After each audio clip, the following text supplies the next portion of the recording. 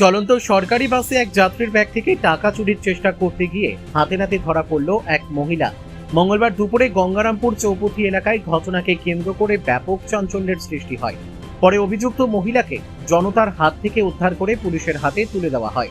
Police সূত্রে জানা গিয়েছে, গঙ্গারামপুর থানার বিদ্যেশ্বরী এলাকার বাসিন্দা রীনা রায় মঙ্গলবার দুপুর 1টা নাগাদ গাজল থেকে একটি সরকারি বাসে চেপে গঙ্গারামপুর ফিরছিলেন। বাসটি গঙ্গারামপুর চৌপথিতে পৌঁছলে তিনি নামার প্রস্তুতি নেন।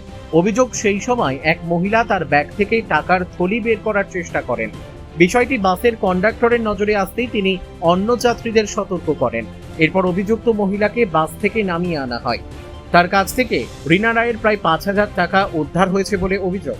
ঘটনার খবর ছড়িয়ে পড়তেই উত্তেজিত জনতা অভিযুক্ত মহিলাকে ঘিরে বিক্ষোভ দেখাতে শুরু করে।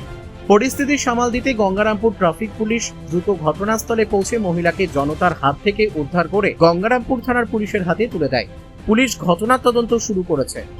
গঙ্গারামপুর থেকে অমিত মহন্তের রিপোর্ট, পুলিশ নিউজ।